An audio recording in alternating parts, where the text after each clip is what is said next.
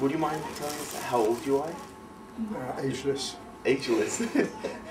How old were you? There is a line in School for Scandal by the British playwright Sheridan that says, "Ladies and all gentlemen have the right to refuse to tell their age." There you go.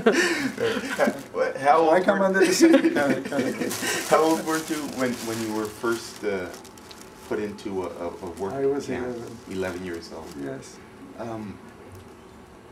It's been many years since then, and from hearing you speak, I can tell that you feel almost physical pain going through it. Yes, I do, because it's fresh in my mind. I have written and I have researched about this phenomenon of intolerance and cruelty and perpetration of acts that are inhumane. I've written about it all my life. Why do you keep on talking about it? Why do you feel you have to come out to speak with people about it? Yes, that is the common denominator for me is the fact that my whole family of some 53, 54 people was murdered, and I survived. And the first 25 years after the war, I was guilt-ridden. I felt very guilty about surviving. And I had a little sister. I had a little sister who was almost 7 years old, 6 and a half. And she went with her mother. Her mother was 32, my mother. And I saw them go to their death. And the whole family, my grandparents, grandmothers, grandfathers, uncles and aunts and cousins. And I felt guilty about it because I was asking myself for all these years, many years after the liberation, why me? What is the purpose of it? Why me? Why was I spared? And I came to the conclusion as I continued my studies and met with people and discussed issues, and I reconciled with my life. You have to forgive yourself.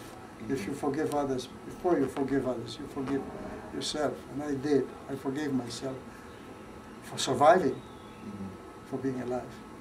And I knew that God had a purpose for it. I've visited the refugee camps on the Darfur border 3 times, Yes. and they're just full of children about the same age you were when you went through what you went through. That is the deepest tragedy of all. And they've also seen mothers, sisters being raped, fathers being killed, their homes being destroyed, and also just what for me it's I have children, and just I cannot imagine how it must feel to know that you're the victim of something like that just because of who you are. How do you get past that? How do you internalize that and keep on going? Well, by looking around and lifting your spirit, because of those among us who are human, who are compassionate, who are good, who are kind, who are tolerant. We mustn't judge by the vast majority. We must always judge by the minority, the significant and kind minority of the human race. If we judged by the majority, we would probably succumb to it. Yes, and then the faith. Faith means a lot. Faith means that there is a force, an omnipotent force above. You wouldn't think that it is by the acts of torture and mayhem and murder that happens, and rape, as you mentioned, that happens every day, that diminishes human beings to the nature of wild beast. We are human, and we will overcome. Like Martin Luther King said, we shall overcome. Otherwise, there is no sense. Yeah. Don't ask me whether I believe. I believe. Otherwise there is no sense in going on. End your life right now, rather than have someone else end it for you. We have to be involved, we have to be cognizant of what is happening, we have to be tolerant, and we have to be compassionate towards those who suffer, because when they suffer, we suffer. We have no hiding place. There is no hiding place. There is no blind that will blindfold us to everything that is happening. You're doing the right thing. Bless you. Thank you. Would you have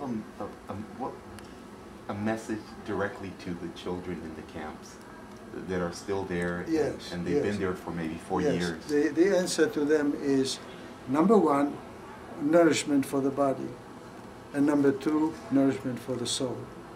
Sing with them, dance with them, play games with them, cuddle them, hug them.